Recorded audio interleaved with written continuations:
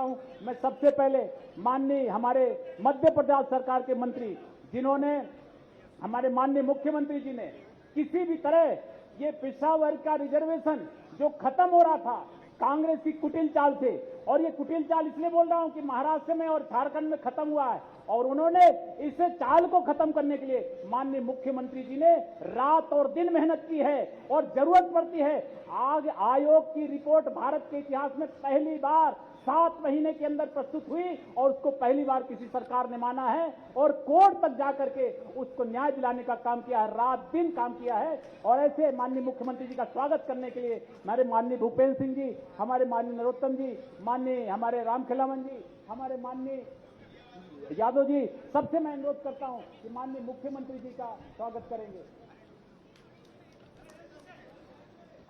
बड़ी माला से स्वागत करना है। अरे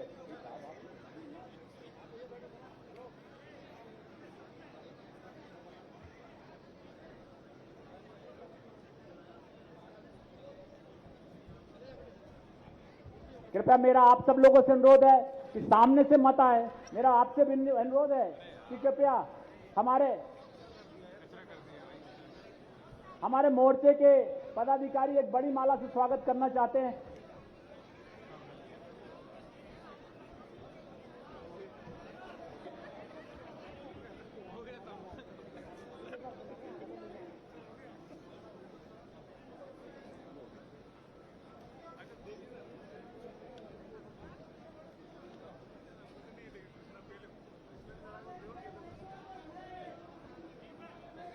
हमारा पूरा पिछड़ा वर्ग माननीय मुख्यमंत्री जी का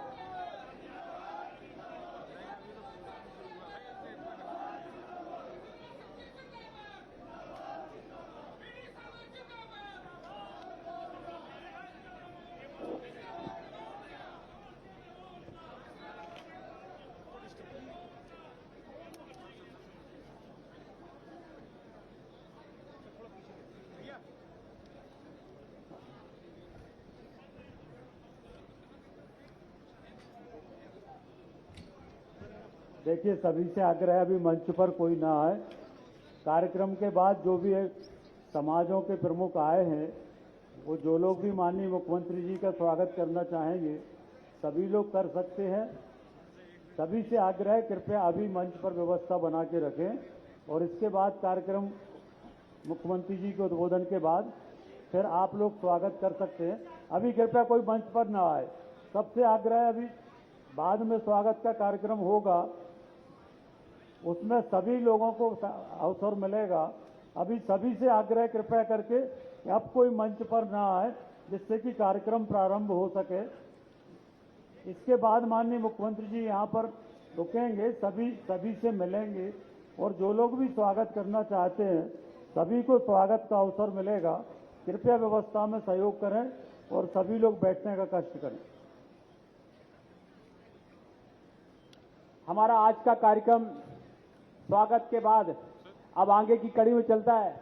मैं सबसे पहले मध्य प्रदेश में पिछड़ा वर्ग कल्याण आयोग के माननीय अध्यक्ष डॉक्टर गौरी शंकर बिसेन जी से अनुरोध करता हूं कि जिन्होंने पूरे आयोग की टीम के साथ और पूरे अपने अधिकारी कर्मचारियों के साथ और इस रिपोर्ट को 7 महीने के अंदर पूरा करवाया है, ऐसे सम्मानीय आयोग के अध्यक्ष डॉक्टर गौरी शंकर बिसेन जी का तालियों के साथ स्वागत करते हुए मैं उनको आमंत्रित करता हूं कि अपनी बात कहें। आदरणीय डॉक्टर गौरी शंकर बिसेन जी।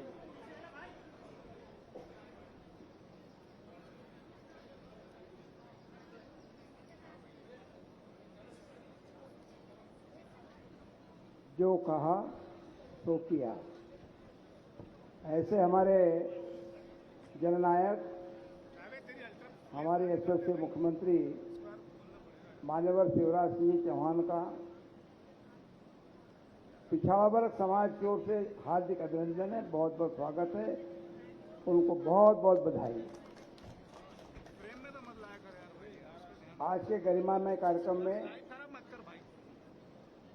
मंच पे विराजमान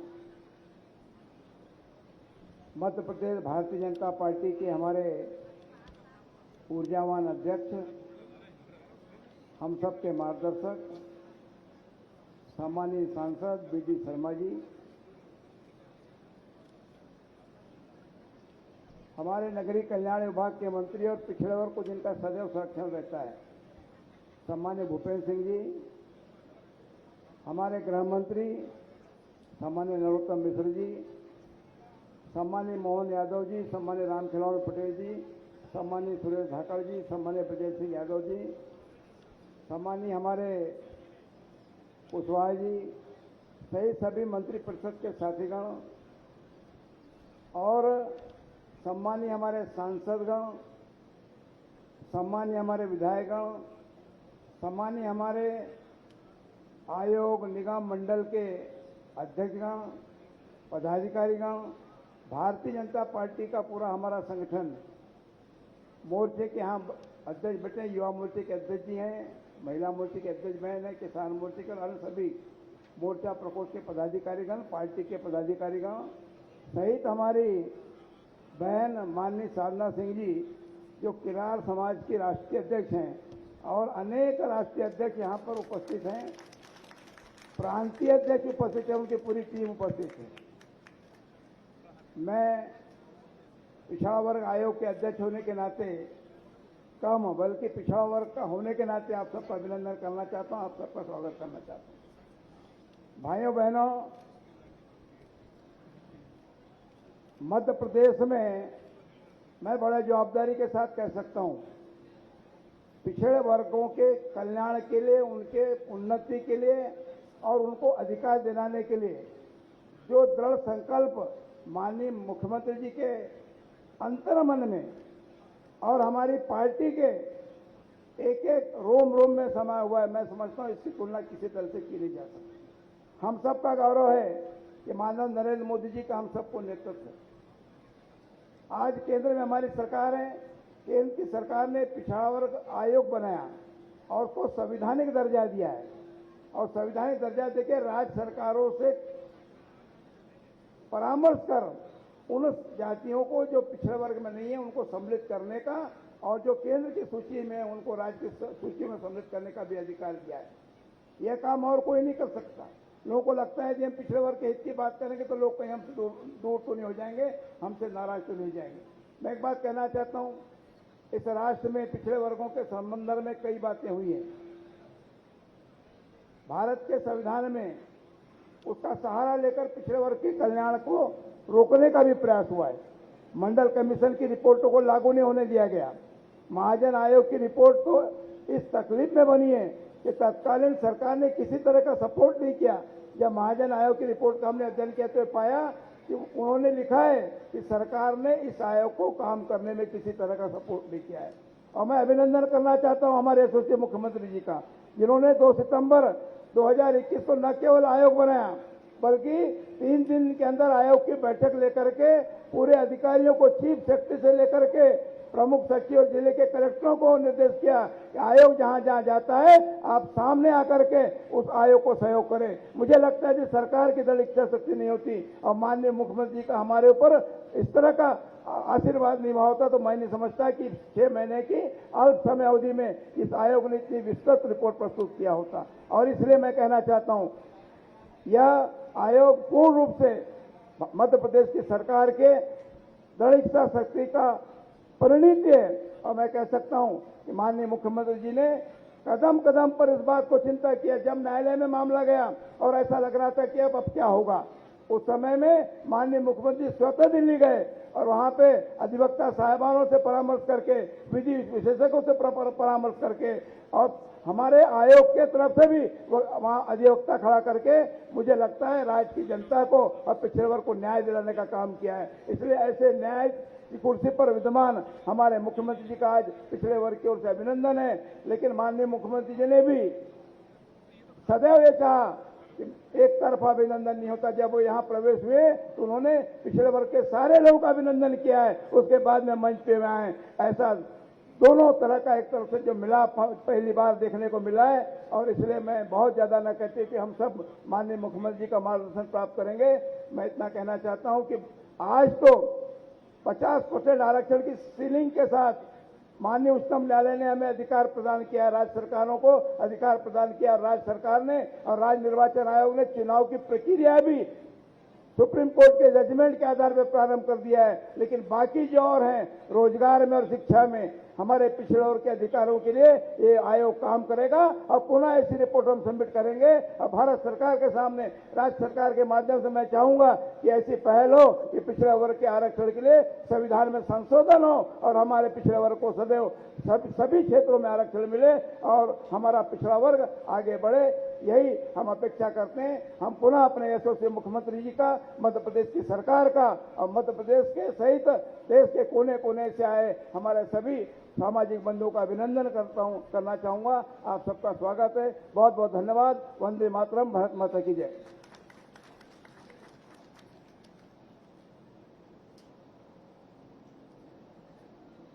बहुत बहुत धन्यवाद माननीय अध्यक्ष जी का।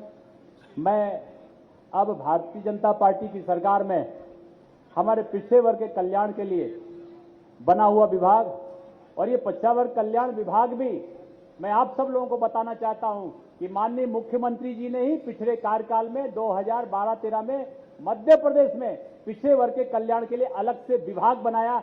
यह भी अगर क्रेडिट किसी को जाती है तो मध्य प्रदेश में माननीय शिवराज सिंह चौहान जाती है। ऐसे पिछड़े वर्ग कल्याण के मंत्री माननीय राम खिलावन जी से अनुरोध है कि वो आकर के अपनी बात यहां पर रखेंगे। माननीय राम खिलावन पटेल जी।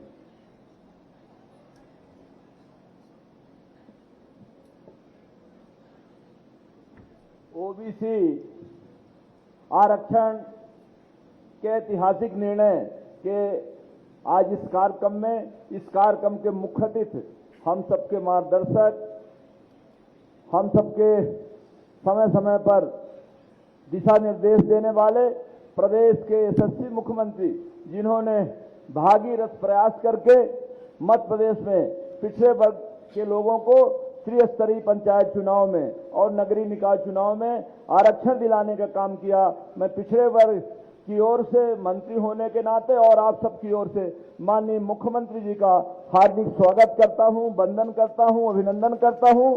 और प्रदेश के यशस्वी अध्यक्ष जी, जिन्होंने जब 10 मई को निर्णय आया कि बगैर ओबीसी आरक्षण के साथ चुनाव होंगे, तो उन्होंने कहा कि मध्य प्रदेश में जरूरत पड़ी तो 27% और जरूरत पड़ी तो 27% से ज्यादा भी पिछड़े वर्ग को आरक्षण देके पंचायत में और नगरीय निकाय में चुनाव कराए जाएंगे। ऐसे प्रदेश के यशस्वी अध्यक्ष, हमारे कुशल संगठन माननीय बीडी शर्मा का भी मैं स्वागत करता हूं, वंदन करता हूं, अभिनंदन करता हूं। हमारे प्रदेश के यशस्वी गृह मंत्री, जो समय समय पर हम सबका मार्गदर्शन करते रहते हैं। हमारे प्रदेश के यशस्वी नगरीय प्रशासन मंत्री, जो समय समय पर हम सबका मार्गदर्शन करते रहते हैं। आदरणीय कैबिनेट मंत्री मोहन यादव जी, हमारे पिछड़े वर्ग कल्याण आयोग के यशस्वी अध्यक्ष गौरी शंकर बिसेन जी, पिछड़ा वर्ग कल्याण आयोग के सदस्य आदरणीय प्रदीप पटेल जी, बहन कृष्णा गौर जी, आदरणीय मंत्री भारत सिंह जी, आदरणीय सुरेश धाकड़ जी, आदरणीय ब्रजेंद्र सिंह जी, प्रदेश के महामंत्री आदरणीय रणवीर जाटव जी, बहन कविता पाटीदार जी, कृषि मोर्चे के अध्यक्ष आदरणीय दर्शन सिंह चौधरी जी, महिला मोर्चा की अध्यक्ष बहन माया नरौलिया जी, हमारे सामने बैठे सभी माननीय सांसदगण, सभी माननीय विधायकगण, सभी हमारे जनप्रतिनिधिगण, प्रदेश से आए हमारे सभी राष्ट्रीय अध्यक्ष, प्रदेश अध्यक्ष और पूरे प्रदेश से आए सभी पिछड़ा वर्ग के बुद्धिजीवीगण, पदाधिकारीगण, सभी जिले के अध्यक्ष, मोर्चे के अध्यक्ष, सभी उपस्थित साथियों का, प्रिंट मीडिया, इलेक्ट्रॉनिक मीडिया का मैं पिछड़े वर्ग विभाग के मंत्री होने के नाते आप सबका हार्दिक स्वागत करता हूं, वंदन करता हूं, अभिनंदन करता हूं। और आज जो ऐतिहासिक निर्णय पिछड़े वर्ग का त्रिस्तरीय पंचायत चुनाव में हुआ है, माननीय यशस्वी प्रधानमंत्री जी का, माननीय मुख्यमंत्री जी का, माननीय प्रदेशाध्यक्ष जी का, माननीय सभी उपस्थित मंत्रियों का और उपस्थित सभी माननीय सांसद जी का, सभी विधायकों का, सभी राष्ट्रीय अध्यक्ष, प्रदेश अध्यक्ष, जिले के अध्यक्ष, जिले के मोर्चे के अध्यक्ष और उपस्थित सभी साथियों का पुनः वंदन, अभिनंदन, स्वागत करते हुए अपनी बात समाप्त करता हूं। वंदे मातरम, जय श्री राम।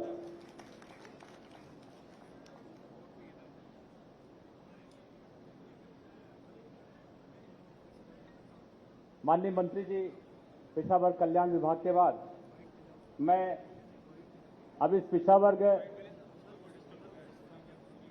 के कल्याण के लिए जब आयोग बना था उसके पहले से लेकर के और अभी तक लगातार हम सब लोगों को सपोर्ट करते रहे, अपने मंत्रालय की भी तरफ से और अपने विभागीय अधिकारियों की तरफ से भी, और तमाम समाज के लोगों की कई बार यहाँ पे कई दौर पे यहाँ पे बैठकें भी हुई। मैं ऐसे माननीय भूपेंद्र सिंह जी को आमंत्रित करता हूं कि वो यहाँ पर आकर के अपनी बात रखेंगे। एक बार जोरदार ताली बजा करके स्वागत करेंगे। बहुत बहुत धन्यवाद।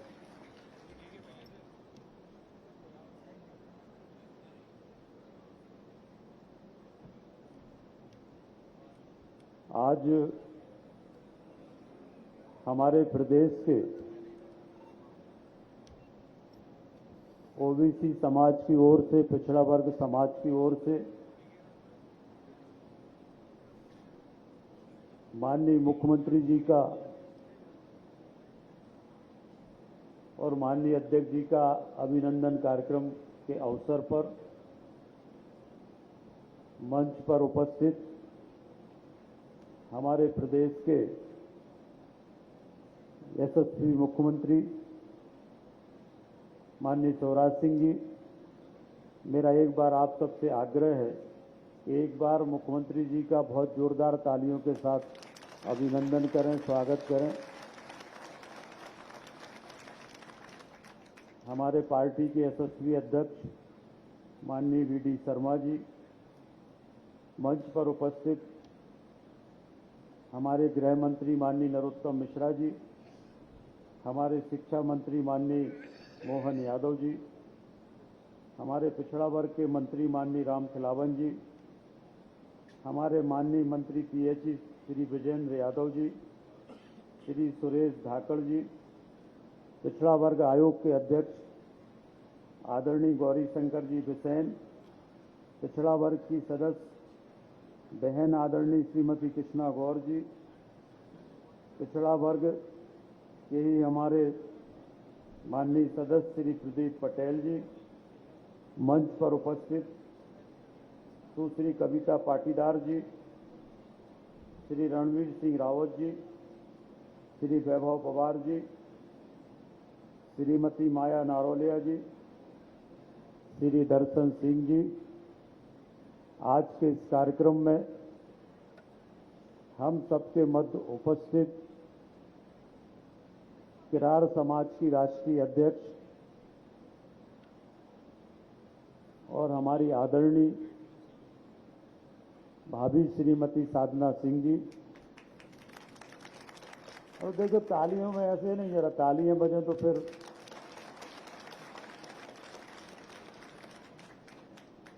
हमारे सभी समाजों के राष्ट्रीय अध्यक्षगण, सभी समाजों के प्रदेश के अध्यक्षगण, पदाधिकारीगण, माननीय मुख्यमंत्री जी ने हम सबसे कहा था कि हमें प्रदेश के जो हमारे पिछड़ा वर्ग के प्रमुख लोग हैं उन सभी को आमंत्रित करना है और जिससे कार्यक्रम गरिमामय हो, ग्रेसफुल हो। और इसलिए हम लोगों ने प्रयास करके आज जितने लोग भी यहाँ पर उपस्थित हैं वो सब कोई ना कोई समाज के अध्यक्ष है और सभी समाजों के अध्यक्ष आज यहाँ पर लगभग उपस्थित है। मैं आज माननीय मुख्यमंत्री जी का पिछड़ा वर्ग समाज की ओर से बहुत हृदय से अभिनंदन करता हूं, वंदन करता हूं, स्वागत करता हूं। और इसलिए कि जब सुप्रीम कोर्ट का फैसला आया और सुप्रीम कोर्ट के फैसला आने के बाद हम सबके मन में ये निराशा थी कि इतने लंबे समय से मुख्यमंत्री जी प्रयास कर रहे हैं कि ओबीसी को स्थानीय निकाय के चुनाव में आरक्षण मिले, और सुप्रीम कोर्ट के फैसले के बाद मैं माननीय मुख्यमंत्री जी की दृढ़ इच्छा शक्ति को और उनके आत्मविश्वास को आज नमन करता हूं। जिन्होंने कहा निराश होने की जरूरत नहीं है, हम अंतिम क्षण तक लड़ाई लड़ेंगे, परंतु ओबीसी को आरक्षण दिलाएंगे। और उन्होंने अपना विदेश का दौरा निरस्त कर दिया। विदेश का दौरा निरस्त करके और तत्काल माननीय मुख्यमंत्री जी सीधे दिल्ली पहुंचे और दिल्ली पहुंचकर शाम से लेकर रात के 1 बजे तक हमारे जितने भी सॉलिसिटर जनरल से लेकर तुषार मेहता साहब से लेकर एडिशनल सॉलिसिटर जनरल से लेकर नटराजन जी से, सभी लोगों से, सभी विधि विशेषज्ञों से रात के 1 बजे तक मुख्यमंत्री जी मिले। और कांग्रेस तो कह रही थी, जब सुप्रीम कोर्ट का आदेश आया तब कांग्रेस कह रही थी अब कोई रास्ता नहीं बचा, अब सुप्रीम कोर्ट में कोई सुनवाई नहीं हो सकती है, आगे अब कुछ होता नहीं है। परंतु ये मुख्यमंत्री जी का विश्वास था, आत्मविश्वास था, और उन्होंने रात के 1 बजे तक अधिवक्ताओं से सारा विचार विमर्श करने के बाद सरकार ने यह तय किया, मुख्यमंत्री जी ने यह तय किया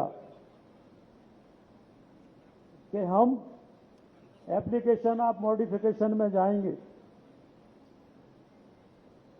और एप्लीकेशन ऑफ मॉडिफिकेशन में जाने का निर्णय हुआ।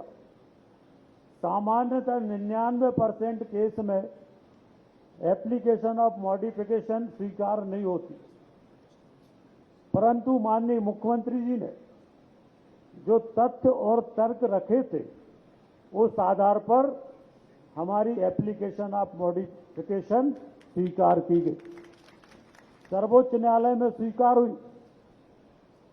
और सर्वोच्च न्यायालय में स्वीकार होने के बाद उस पर सुनवाई हुई, और सुनवाई में बड़े बड़े अधिवक्ताओं को माननीय मुख्यमंत्री जी ने खड़ा करने का काम किया। हमारे सॉलिसिटर जनरल से लेकर सारे जितने बड़े अधिवक्ता थे उनको सबको वहां पर शामिल किया, और पहले दिन सुनवाई हुई। सुप्रीम कोर्ट ने गंभीरता से सुनवाई की। हमारी जो पिछड़ा वर्ग आयोग की 600 पेज की रिपोर्ट थी, उस 600 पेज की रिपोर्ट को गंभीरता के साथ माननीय सर्वोच्च न्यायालय ने सुना और पूरा देखा। और उसके बाद उन्होंने कुछ जानकारी और मांगी। मैं माननीय मुख्यमंत्री जी का अभिनंदन करूंगा कि माननीय मुख्यमंत्री जी ने उसी समय रात में हवाई जहाज से वो सारी जानकारी भी सुप्रीम कोर्ट में भेज दी, और दूसरे दिन सुबह 10:30 बजे जब हमारे एप्लीकेशन ऑफ मॉडिफिकेशन पर सुनवाई हुई, तो आज हम सबके लिए गौरव और गर्व का विषय है कि देश के इतिहास में पहली बार सुप्रीम कोर्ट ने ओबीसी आरक्षण देने का निर्णय लिया। ये मध्य प्रदेश के मुख्यमंत्री जी की सरकार की ऐतिहासिक जीत है। ये देश का पहला उदाहरण है। महाराष्ट्र में भी जहां कांग्रेस की सरकार है, वहां पर बिना ओबीसी के आरक्षण के चुनाव हो रहे हैं, परंतु ये मुख्यमंत्री जी की संकल्प शक्ति थी।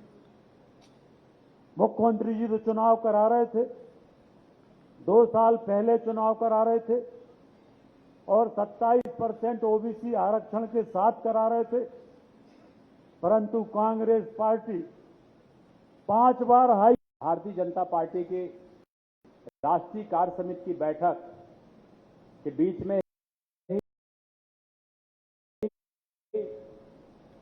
यहां मध्य प्रदेश की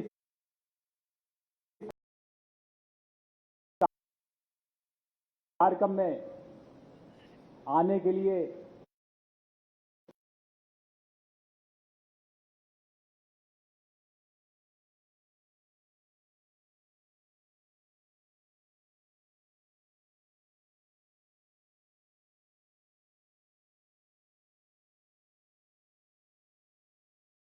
मध्य प्रदेश के यशस्वी हमारे प्रदेश अध्यक्ष यहाँ पर विराजमान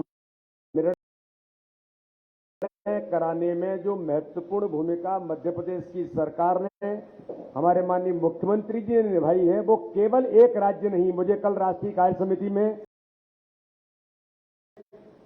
महाराष्ट्र के लोग मिले थे, वो कह रहे थे कि साहब हमने तो धो डाला है महाराष्ट्र के अंदर कि देखो मध्य प्रदेश की सरकार को कैसे जाती है सुप्रीम कोर्ट के अंदर और ओबीसी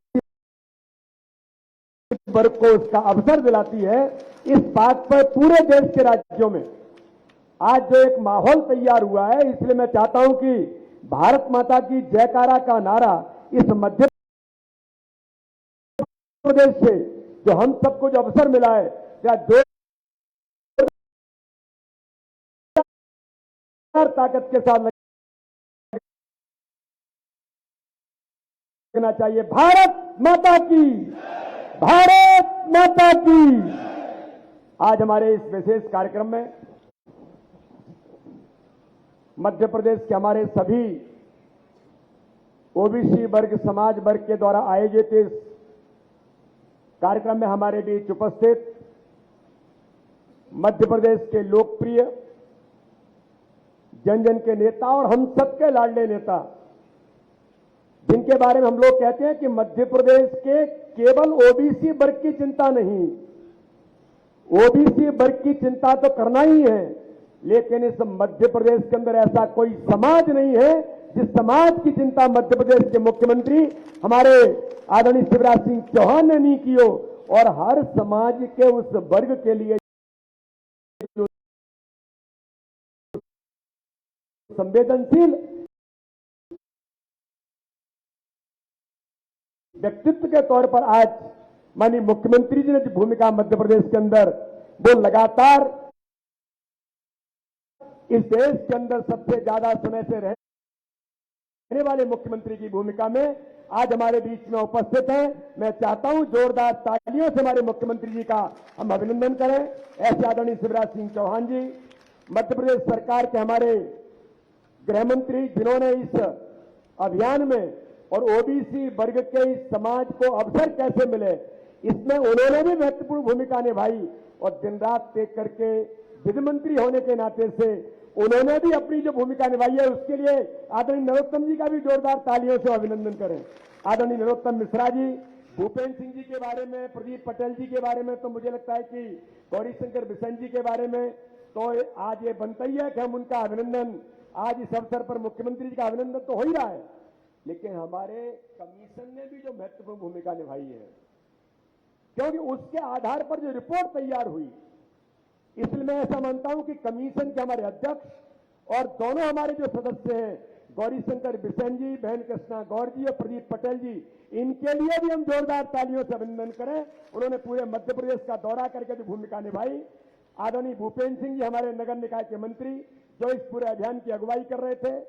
आदरणीय रामखिलावन पटेल जी, भारत सिंह कुशवाहा जी, हमारे शिक्षा मंत्री आदरणीय मोहन यादव जी, आदरणीय ब्रजेंद्र सिंह यादव जी, हमारे मंत्री, आदरणीय सुरेश राजखेड़ा जी, यहां पर उपस्थित भारतीय जनता पार्टी के मेरे टीम के दोनों महामंत्री और दोनों ताकतवर नेता हैं, दोनों मेरे साथ महामंत्री हैं, दोनों ओबीसी वर्ग के, बहन कविता पाटीदार जी और रणवीर रावत जी, दोनों यहां पर उपस्थित हैं।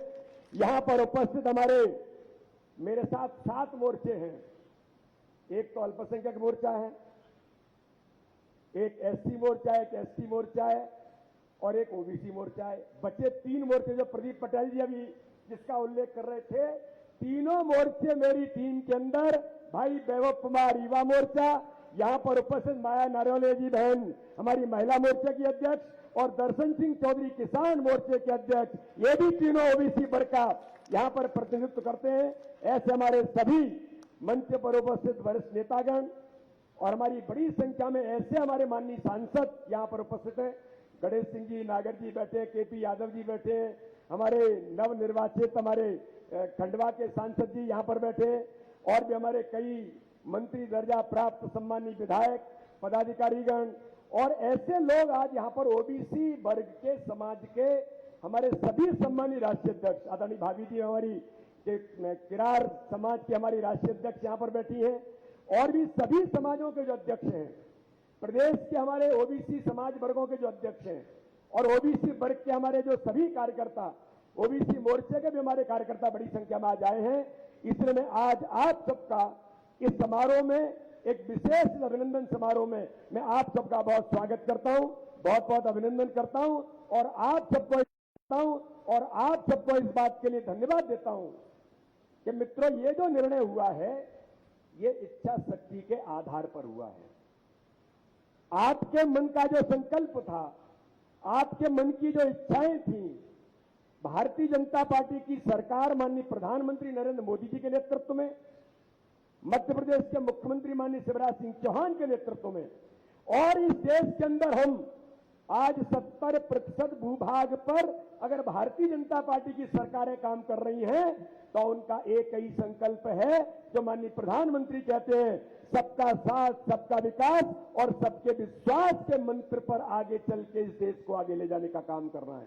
और माननीय नड्डा जी ने कहा कि मध्य प्रदेश के अंदर ये जो हुआ है, सर्वोच्च न्यायालय का निर्णय होगा, अगर सर्वोच्च न्यायालय जो निर्णय देगा हम उसके आधार पर उसका हम सम्मान करेंगे, लेकिन हमारा संकल्प है कि मध्य प्रदेश के अंदर पंचायत के ग्रामीण निकाय, नगर निकाय के चुनाव होंगे तो ये भारतीय जनता पार्टी के नेतृत्व का, हमारे मुख्यमंत्री का, हमारे नेतृत्व का संकल्प था, हम ओबीसी के आरक्षण के बिना इस चुनाव को नहीं कराएंगे, ये भारतीय जनता पार्टी के नेतृत्व ने कहा। और मित्रों, मैं कहना चाहता हूं कि हमारा संकल्प था, हमारी प्रतिबद्धता थी भारतीय जनता पार्टी के नेतृत्व, हमारे माननीय मुख्यमंत्री जी की। मैं आज फिर इस बात को कहना चाहता हूं, हमारे केंद्रीय नेतृत्व ने, प्रदेश के नेतृत्व ने तय किया कि माननीय सर्वोच्च न्यायालय मॉडिफिकेशन के बाद भी जो कहेगा, हम अंतिम छोर तक, अंतिम समय तक हम इसका प्रयास करेंगे। जो माननीय मुख्यमंत्री की इच्छा शक्ति थी हमारी सरकार की और हमारे संगठन की। लेकिन मित्रों, मैं एक बात का विशेष तौर पर आप लोगों से कहना चाहता हूं कि जब इसका अभियान की, जहां पर कांग्रेस ने इस ओबीसी आरक्षण को जिस स्थान पर पहुंचाया, उसके बारे में उल्लेख यहां पर हुआ है कि किसने छल कपट की राजनीति की, किसने मध्य प्रदेश के उच्च न्यायालय के अंदर, मैं ओबीसी समाज वर्ग के इस नेतृत्व को आज कहना चाहता हूं, ये कमलनाथ और दिग्विजय सिंह के नेतृत्व की सरकार ने हाई कोर्ट के अंदर गजट नोटिफिकेशन करके, मीडिया के मित्र मेरे जानते, मैंने कहा था, गजट नोटिफिकेशन करके कहा कि 27% ओबीसी पॉपुलेशन मध्य प्रदेश के अंदर है। गजट में नोटिफिकेशन करके कोर्ट में जाकर के प्रस्तुत किया और बाद में कहते हैं कि 27% आरक्षण दे रहे थे। कितना झूठ और कितना छल कपट करते हैं। और इसके बाद कोर्ट जब सुनवाई करता है तो उनके एडवोकेट जनरल खड़े नहीं होते हैं। इसका जवाब कांग्रेस दे और ओबीसी समाज वर्ग के नेतृत्व को पूछना चाहिए। हम 27% ओबीसी के आरक्षण पर मध्य प्रदेश के निकाय के चुनाव, पंचायत के चुनाव करा रहे थे, चुनाव हमने घोषित कर दिया था। कौन सुप्रीम कोर्ट के अंदर गया? और मैं ओबीसी समाज वर्ग के हमारे नेतृत्व के सामने आज एक बात को फिर गंभीरता से कहना चाहता हूं कि इन्होंने महाराष्ट्र से कनेक्ट करने का प्रयास किसने किया? वो उनके वकील जो कांग्रेस के नेता हैं, उन्होंने वहां उल्लेख किया और जब बाद में कहा कि साहब हमने तो इसके बारे में नहीं कहा था, तो कोर्ट ने कहा, सर्वोच्च न्यायालय ने कहा कि ये जो कुछ हो रहा है उसके कर्ता धर्ता तो आप ही लोग हैं। ये ओबीसी समाज वर्ग के नेतृत्व को कांग्रेस के इन झूठ छल कपट की राजनीति करने वालों से पूछना चाहिए। लेकिन मित्रों, भारतीय जनता पार्टी की सरकार है, हमारा संकल्प और प्रतिबद्धता थी कि मध्य प्रदेश के अंदर चुनाव होंगे तो हम 27% ओबीसी आरक्षण के साथ करेंगे।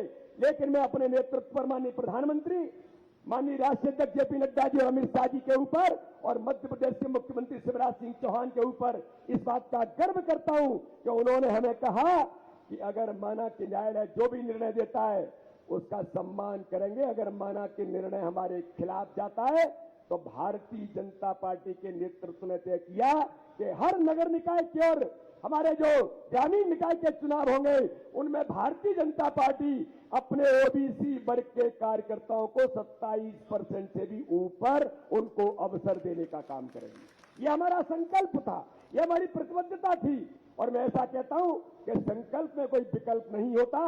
तो माननीय मुख्यमंत्री का और मंच पर बैठे हुए नेतृत्व का जब ये निर्णय था और प्रतिबद्धता थी, माननीय सर्वोच्च न्यायालय ने भी उस प्रतिबद्धता को देखकर और हमारे ओबीसी कमीशन आदरणीय गौरी शंकर बिसेन जी, जिन्होंने अथक मेहनत करके, हमारी बहन कृष्णा गौर जी और प्रदीप पटेल जी ने पूरे मध्य प्रदेश का दौरा करके जो प्रस्तुत किया, उसका परिणाम ये रहा कि माननीय सर्वोच्च न्यायालय को लगा कि इन्होंने काम ठीक किया है, इन्होंने ईमानदारी से काम किया है।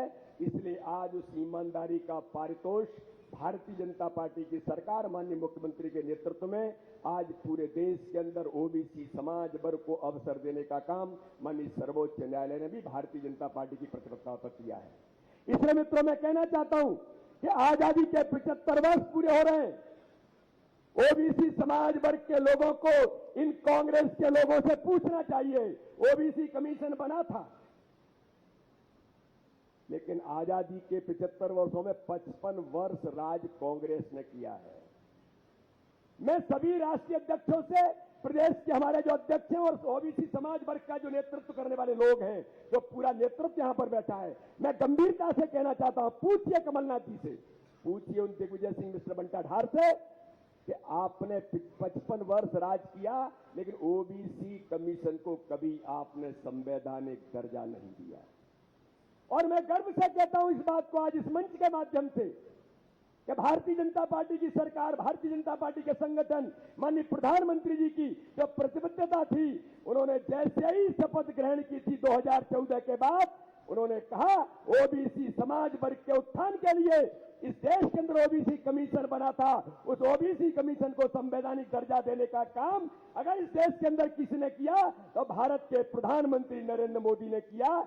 इसका जवाब इस कांग्रेस के नेतृत्व से पूछना चाहिए। इसलिए मित्रों, आज मैं इस अवसर पर माननीय मुख्यमंत्री जी, जिनकी अथक मेहनत, उनका संकल्प, उनकी प्रतिबद्धता का परिणाम है कि केवल मध्य प्रदेश नहीं, ये पूरे देश के ओबीसी समाज वर्ग को उनका अधिकार दिलाने का काम जिन्होंने किया है, ये तो सामान्य तौर पर मध्य प्रदेश अभिनंदन कर रहा है। अरे मैं तो कहता हूं कि पूरे देश को मध्य प्रदेश की सरकार का ओबीसी समाज वर्ग को अभिनंदन करने की जरूरत है, उनको अवसर मिला है।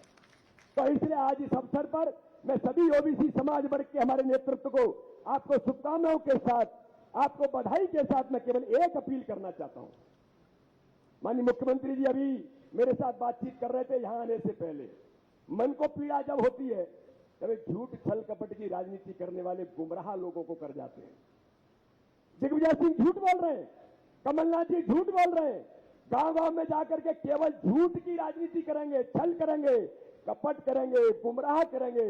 अरे इनका जवाब किसी को देना है तो मित्रों, ये अभिनंदन तो आज यहां पर होगा, लेकिन इस अभिनंदन के बाद गांव-गांव के अंदर प्रत्येक पंचायत में भारतीय जनता पार्टी का कार्यकर्ता तो करेगा ही, लेकिन ओबीसी समाज वर्ग के इन सभी मित्रों को मैं कहना चाहता हूं, आप सबको मिलकर के मध्य प्रदेश के अंदर स्थानीय निकाय और ग्रामीण निकाय से लेकर के नगर निकाय के चुनाव में इन झूठ बोलने वालों की राजनीति करने वालों को जवाब देने के लिए इनका पर्दाफाश प्रत्येक पंचायत में ओबीसी समाज वर्ग को करने की जरूरत है। इन्हें बताना चाहिए कि तुमने क्या किया, ये अवसर मिला है तो किसके द्वारा मिला। तो झूठ छल कपट की राजनीति करने वालों को भी जवाब देने का काम हमारे ओबीसी समाज वर्ग के सभी संगठनों को, सभी नेतृत्व को और सभी कार्यकर्ताओं को इस दिशा में आज काम करने की जरूरत है, जिसकी आज महती आवश्यकता है। इतना ही आह्वान करके मैं माननीय मुख्यमंत्री जी को और पूरे मंच पर बैठी हुई टीम का पुनः एक बार अभिनंदन और स्वागत करता हूं। और भारतीय जनता पार्टी के कार्यकर्ताओं की जो प्रतिबद्धता थी आज वो पूरी हो रही है। इसलिए भारतीय जनता पार्टी के सभी कार्यकर्ताओं को, बूथ बूथ तक के लोगों को मैं उनका बहुत अभिनंदन करता हूं, बहुत बहुत स्वागत करता हूं। जय हिंद, जय भारत, भारत माता की जय।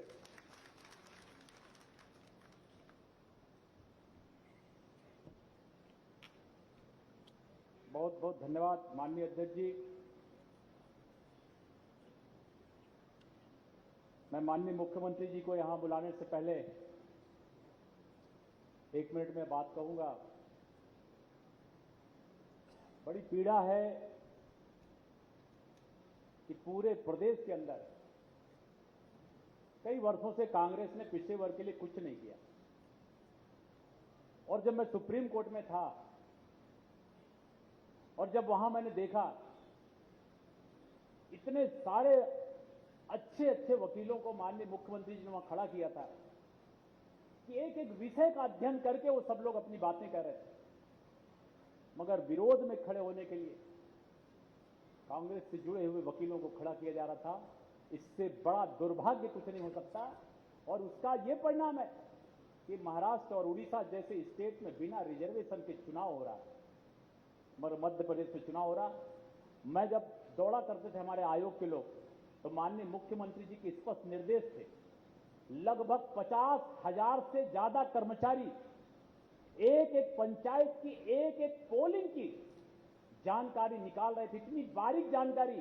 मैंने महाजन कमीशन की रिपोर्ट पढ़ी, उनके अध्यक्ष जी ने बोला था कि मुझे 4 वर्ष सरकार की तरफ से कोई सहयोग नहीं मिला, मगर मध्य प्रदेश के माननीय मुख्यमंत्री जी का आभार करता हूं कि 7 महीने के अंदर 50,000 कर्मचारियों की फौज ऐसी लगी थी कि हमारा सारा का सारा डाटा एक एक जिला, एक एक तहसील, एक एक ब्लॉक और एक एक पंचायत की एक एक पंच की लिस्ट बना करके हमारे पास आई थी, और जिसके कारण इस बारीक से बारीक रिपोर्ट को सुप्रीम कोर्ट के जस्टिस ने भी माना।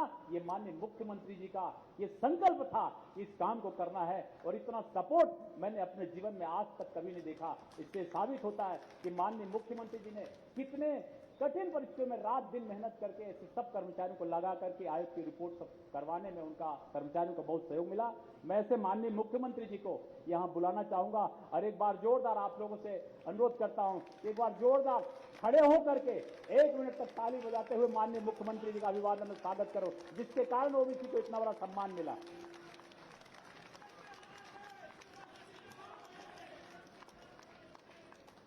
बोलिए भारत माता की। अब यहीं से ठीक है, सब यहां से बोले तो मैं भी यहां से बोलूं। ठीक है सर, ठीक अरे ठीक है, वहीं से कर लो यार। सर, ठीक है सर, ठीक है। कृपया करके बैठिएगा। बोलिए भारत माता की। आज इस अभिनव कार्यक्रम में हमारे बीच उपस्थित भारतीय जनता पार्टी के यशस्वी प्रदेश के अध्यक्ष, जिस कार्यक्रम के लिए विशेष रूप से आज चल के आए हैं, आदरणीय बीडी शर्मा जी,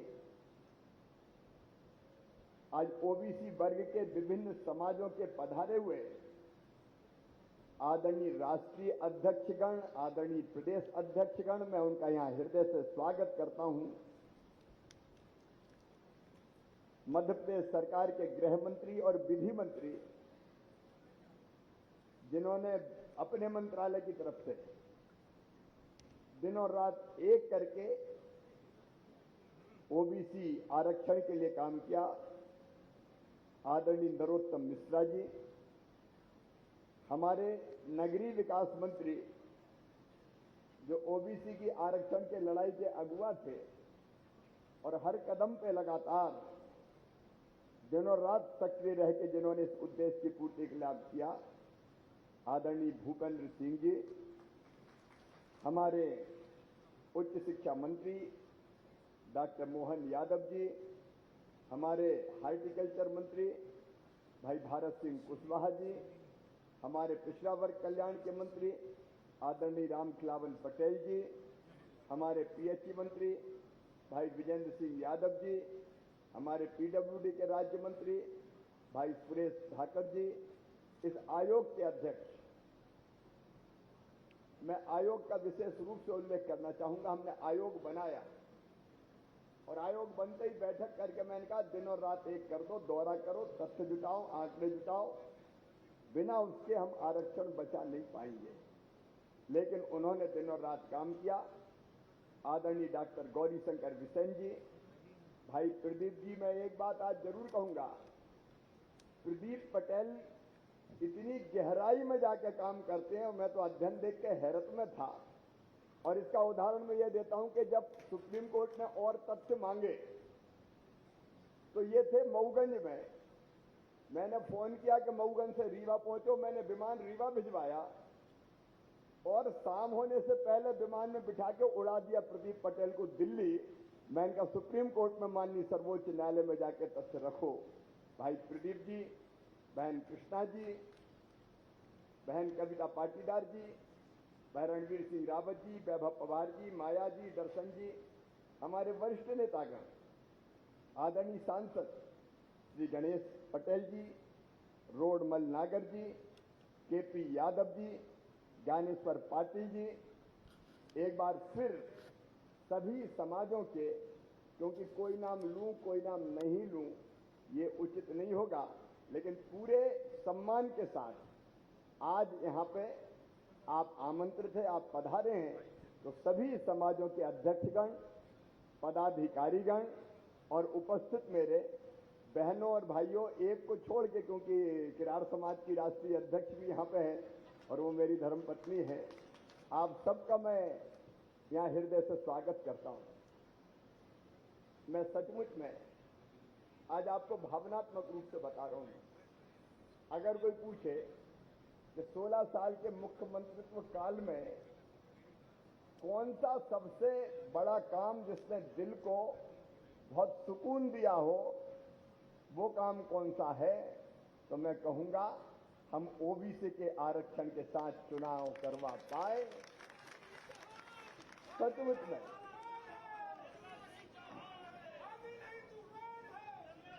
सचमुच में ये लगभग असंभव था, लेकिन मध्य प्रदेश की विधानसभा में मेरे विधायक मित्र बैठे हैं, अनेकों वरिष्ठ विधायक साथीगण बैठे हैं। कमलनाथ जी को मैं याद दिलाना चाहता हूं, मैंने कहा था कि कोई साथ देगा तो उसके साथ, कोई साथ नहीं देगा तो उसके बिना, और कोई विरोध करेगा तो उसके बावजूद हम ओबीसी को आरक्षण के साथ ही मध्य प्रदेश में चुनाव करवाएंगे। संकल्प पारित किया था विधानसभा, और यह असाधारण संकल्प था। परिस्थितियां ऐसी थी, और ये पाप देखिए, आज मैं चर्चा कर रहा हूं, कोई भाषण नहीं दे रहा। आप सिलसिलेवार इस कहानी को सुनिए, ये पाप किया कौन ने? हम तो 27% रिजर्वेशन के साथ चुनाव करवा रहे थे। चुनाव की अधिसूचना जारी हो चुकी थी, पहले फेस के फॉर्म भरे जा चुके थे। कमलनाथ जी, आज तुम मध्य प्रदेश बंद का आह्वान कर रहे हो, तुम्हारी कोई नहीं सुन रहा, लेकिन मैं तुमसे जवाब चाहता हूं। भारतीय जनता पार्टी की सरकार चुनाव करवा रही थी, क्यों तुम्हारी पार्टी पहले हाई कोर्ट में गई, हाई कोर्ट में पिटे तो माननीय सर्वोच्च न्यायालय गए, सर्वोच्च न्यायालय ने कहा हाई कोर्ट ही आओ, यहाँ काय को आ गए, तो फिर हाई कोर्ट आए, और अंततः इधर उधर की बात करके महाराष्ट्र का गवली प्रकरण का उदाहरण देके तुमने ये फैसला करवाया था कि ओबीसी के आरक्षण के बिना चुनाव होंगे। ये फैसला हो गया था कि जितने आरक्षित पद है ओबीसी के, सबको अनारक्षित कर दो और बिना ओबीसी के चुनाव करवाओ। ये पाप, ऐतिहासिक पाप अगर किसी ने किया था तो कमलनाथ, आपने और कांग्रेस पार्टी ने किया था। और आपका तो इतिहास ही ओबीसी विरोध कर रहा है। इतिहास उठा के देख लीजिए। आज चूंकि कांग्रेस नाटक कर रही है, आरोप लगा रही है, बंद का आह्वान कर रही है, इसलिए मैं पूछना चाहता हूं, पहले तो एक ही बात का जवाब दे दो, जिसका उल्लेख क्या हुआ है। कमलनाथ जी, सोनिया गांधी जी, राहुल गांधी जी, प्रियंका गांधी जी और जितने जी हैं उनके, एक बात का जवाब मुझे दे दो। महाराष्ट्र में तुम्हारी सरकार, तुम्हारे साथ वाली सरकार, एक साथ प्रकरण गए, कोर्ट में लड़ाई हुई, जहां तुम सरकार में हो वहां ओबीसी को आरक्षण नहीं मिला। बिना ओबीसी के आरक्षण के पंचायत के चुनाव हो गए और नगरीय चुनाव के आदेश हो गए, वहां कोई आरक्षण नहीं है। और एक मध्य प्रदेश है जहां अंतिम सांस तक हमने लड़ाई लड़ी और मध्य प्रदेश में ओबीसी के आरक्षण के साथ चुनाव संपन्न हो रहे हैं। अरे बड़ा ओबीसी प्रेमी होने का दंभ भरते हो। अगर इतना ही ओबीसी प्रेम था तो महाराष्ट्र में क्यों ओबीसी के बिना, यहां विरोध करने के पहले जवाब तो दो। तुम भाई चुनाव में आरक्षण नहीं दिला पाए और यहां बड़ी बड़ी बातें कर रहे हो। मित्रों, कांग्रेस का विरोध, कांग्रेस की नीति ही ओबीसी विरोध की रही है। 1952 में पहले चुनाव हुए, भरपूर बहुमत कांग्रेस का था, कभी ओबीसी को आरक्षण दिया? 1957 में दूसरा चुनाव, कांग्रेस की सरकार, कभी पिछड़े वर्ग के बारे में सोचा? 1962 में तुम्हारी सरकार आई, तुमने ओबीसी के बारे में सोचा? 67 में तुम्हारी सरकार आई, तुमने कभी ओबीसी के बारे में सोचा? 72 में तुम्हारी सरकार, कभी ओबीसी के आरक्षण के बारे में सोचा? रिपोर्ट कई बनी, आयोगों का गठन हुआ, काका कालेलकर रिपोर्ट, एक नहीं अनेकों रिपोर्ट आती रही, कांग्रेस ने कभी ओबीसी के आरक्षण का विचार तक नहीं किया। अगर पिछड़े वर्ग को आरक्षण की शुरुआत हुई तो 1977 में मंडल कमीशन का गठन हुआ था। कांग्रेस ने उस रिपोर्ट को बाद में जब उनकी सरकार आई तो बिल्कुल ठंडे बस्ते में फेंक दिया, और फिर जब गैर कांग्रेसी सरकार 1989 में बनी तब मंडल आयोग की सिफारिश लागू की। कांग्रेस का इतिहास ओबीसी विरोध का इतिहास रहा है। और अभी आप सब जानते हैं, आरक्षण न मिले इसके लिए कौन सुप्रीम कोर्ट में गए? एक एक पक्षकार का नाम आप देख लीजिए, सारे कांग्रेस के नेता थे। खड़े होने वाले वकील से लगा के और याचिका दायर करने वाले कौन थे? सब कांग्रेस के कार्यकर्ता थे, जो खड़े रह के दिन रात इस बात की कोशिश कर रहे थे कि आरक्षण मिल ना जाए। और जब एक फैसला आ गया तो कितने गदगद थे, अरे हो ही नहीं सकता, इतने प्रसन्न थे, गाली दे रहे थे हमें, लेकिन मन ही मन प्रसन्न हो रहे थे कि बिना आरक्षण के चुनाव हो रहे हैं। ये आरक्षण का जो विवाद था उसका प्रारंभ तुमने अभी प्रारंभ करवाया। और देखिए, केवल वोट बैंक की राजनीति की कांग्रेस से आज मैं फिर स्पष्ट करना चाहता हूं, इन्होंने सरकार बनने के बाद ऐलान कर दिया वोट के लिए 27% आरक्षण।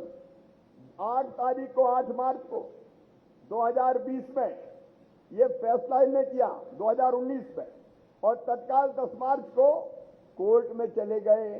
कोर्ट में गए तो आरक्षण मिले, इस पक्ष में वकील तक इनके जो एडवोकेट जनरल थे, कमलनाथ जी जवाब देना पड़ेगा, एडवोकेट जनरल ही खड़े नहीं हुए। 18 तारीख को स्टे हो गया, और उस स्टे के बाद कमलनाथ ये भी जवाब आपको देना पड़ेगा, आरक्षण पर स्टे के बाद 27% आरक्षण पर तुम सुप्रीम कोर्ट तक नहीं गए, तुमने याचिका तक दायर नहीं की। मन ही मन प्रसन्न थे कि हमने कह भी दिया और दिया भी नहीं, कोर्ट ने रोक दिया। क्यों नहीं गए सुप्रीम कोर्ट? हमने तो अंतिम सांस तक लड़ाई लड़ी, तुम्हारे वकील सुप्रीम कोर्ट में खड़े नहीं हुए, तुमने दोबारा कभी कोशिश नहीं की, केवीएट दायर नहीं की, इनने केवीएट दायर नहीं की। कई बार जब ऐसा मामला आता है कि कोर्ट में मामला जा सकता है तो सरकारें केवीएट दायर करती है, इनने केवीएट दायर नहीं की। उल्टे में आज चूंकि ये बात कर रहे हैं बंद की, इसलिए कहना चाहता हूं, उल्टे इन्होंने जब हाई कोर्ट में 27 से घटा के 14% आरक्षण मिले, ये इसकन दिया शैक्षणिक संस्थानों में, तो इनका वकील वह पूछता है कि शैक्षणिक संस्थानों में तो हो गया, क्या पीएससी में भी ये आरक्षण 14% कर दें? ये कांग्रेस का वकील कहता है। किसको मूर्ख बना रहे हो, मैं पूछना चाहता हूं। केवल मूर्ख बनाने के अलावा दूसरा काम नहीं किया। मेरे बहनों और भाइयों, हमने पूरी ताकत के साथ 27% की लड़ाई भारतीय जनता पार्टी की सरकार ने पूरी ताकत के साथ लड़ी। और जैसा बीडी शर्मा जी, भूपेंद्र सिंह जी बता रहे थे, अगर पिछड़ा वर्ग आयोग का संवैधानिक आयोग का दर्जा देने का काम किया तो कांग्रेस की सरकारों ने कभी नहीं किया। हमारे यशस्वी प्रधानमंत्री श्रीमान नरेंद्र मोदी जी ने ही किया। शैक्षणिक संस्थानों में नीट जैसी परीक्षाओं में 27% आरक्षण अगर लागू किया तो कांग्रेस ने कभी नहीं किया, हमारे प्रधानमंत्री नरेंद्र मोदी जी और भारतीय जनता पार्टी की सरकार ने किया। और अभी भी भारतीय जनता पार्टी की सरकार हर कदम पर, हर स्तर पर इस लड़ाई को लड़ने का काम कर रही है। मित्रों, कांग्रेस ने दिखावा किया और काम होने नहीं दिया, और अब भी लगातार उनकी कोशिश यही थी, लगातार, कि कैसे भी ये हो नहीं जाए। इसे कभी हाई कोर्ट, कभी सुप्रीम कोर्ट, कभी यहां, कभी वहां, घूमते घामते कैसे आरक्षण ना मिले, इसी बात का वो प्रयास करते रहे। लेकिन जैसे ही हमने विधानसभा से ये लड़ाई प्रारंभ की, आप में से कई को पता होगा कि हमने ओबीसी के बिना चुनाव ना हो, उसके लिए जो भी संभव हो, अब कुछ चीजें मैं बताऊंगा और कुछ चीजें ऐसी के पहले हमने कहा कि नया डिलिमिटेशन हो। नए डिलिमिटेशन के बाद फैसला हो गया तो हमने कहा कि बिना ओबीसी के चुनाव ना हो, इसलिए हमने कहा नहीं, अब वो पुराने 14 के डिलिमिटेशन पे चुनाव होगा। हम जितने प्रयास कर सकते थे, इसलिए कि हमको न्याय मिल जाए कोर्ट से, हर संभव कदम उठाने की हमने कोशिश की। और तब जब आयोग की बात आई, सुप्रीम कोर्ट ने कहा कि 3T टेस्ट होना चाहिए, ट्रिपल टेस्ट, तो मुझे गर्व है हमने देर नहीं लगाई। ये ओबीसी कमीशन हमारा बैठा है, विधि मंत्री भी बैठे हैं, तत्काल हमने गौरी शंकर बिसेन जी की अध्यक्षता में आयोग का गठन कर दिया और आयोग ने दिन और रात मेहनत की, गांव-गांव घूमे, और अकेला आयोग नहीं, पूरी सरकार आयोग के साथ लगा दी थी। मैंने प्रदीप बता रहे, पूरी सरकार, सारे कलेक्टर्स लगा दिए थे, सबको कहा था तथ्यात्मक आंकड़े दो, ऊपर से लेकर नीचे तक कर्मचारी, अधिकारी आंकड़े जुटाने का काम कर रहे थे दिन और रात।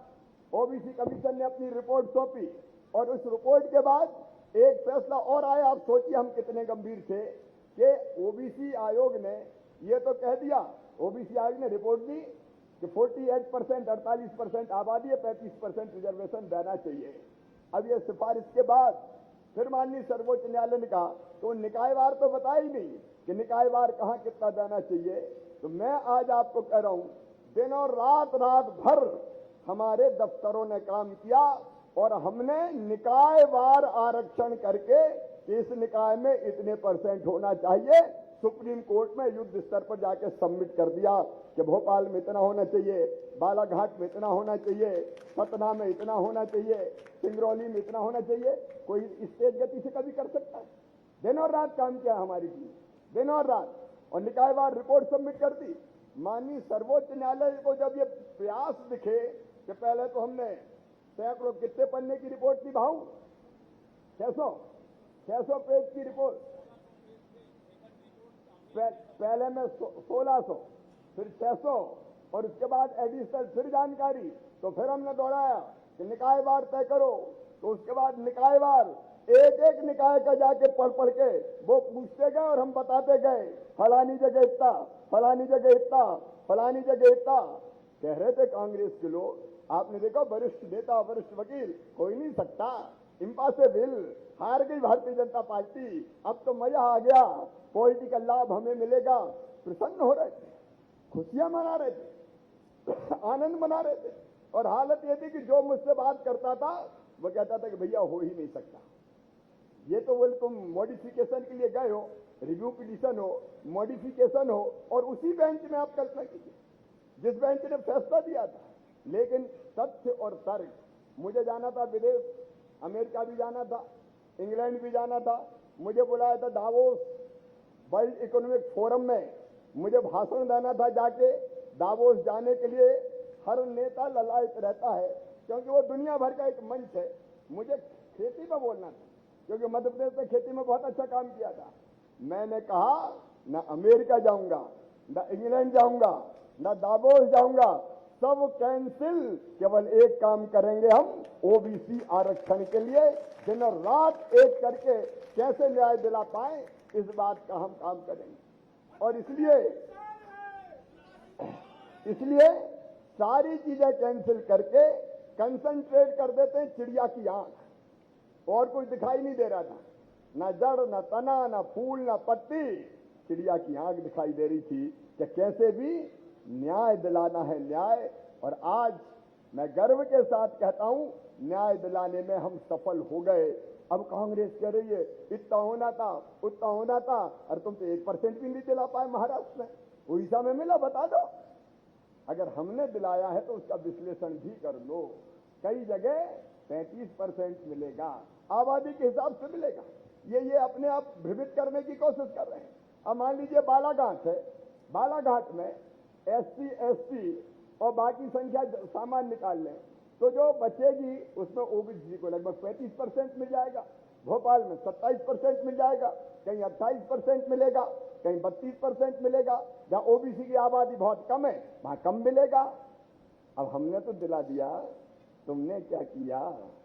बंटा ढारो, सिवाय बंटा ढार के तुमने कुछ किया नहीं। और आज भी भ्रम पैदा कर रहे हैं, बंद कर दो, फलाना कर दो, ढिमका कर दो, खिसियानी बिल्लियां खंबे नोच रही है।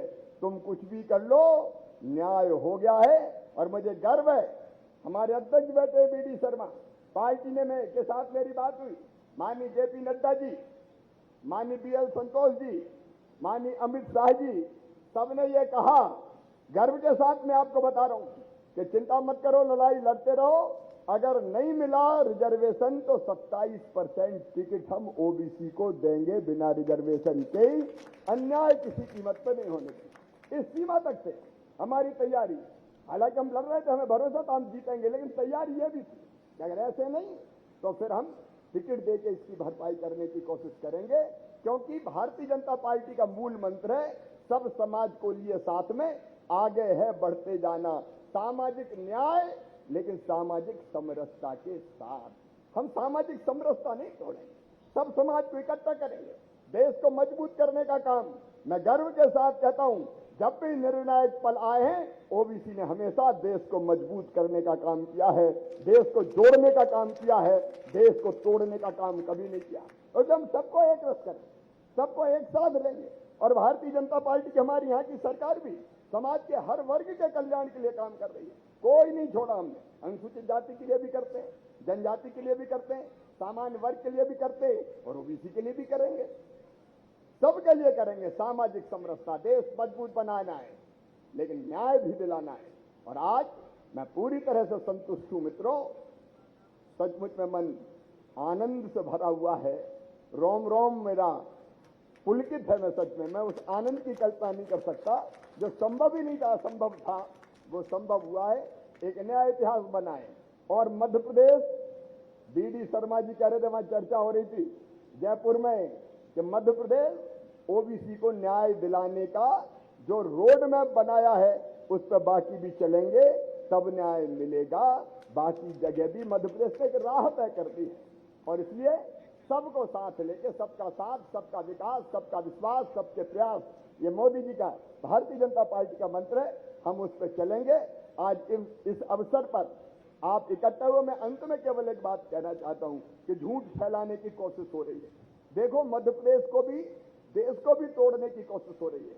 कभी अनुसूचित जाति को भ्रमित करने का काम करो, कभी एसटी को भ्रमित करने का काम करो। कितनी तरह की ताकतें लगी है, कैसे भी तोड़ो, जुड़ने मत दो, भारत बढ़ने मत दो, हिंदू समाज भी टूट जाए। एक नहीं, अनेकों कुचक्र चल रहे हैं, अनेकों षड्यंत्र चल रहे हैं। अनुसूचित जाति जनजाति में लगातार जहर फैलाने की कोशिश होती रहती है।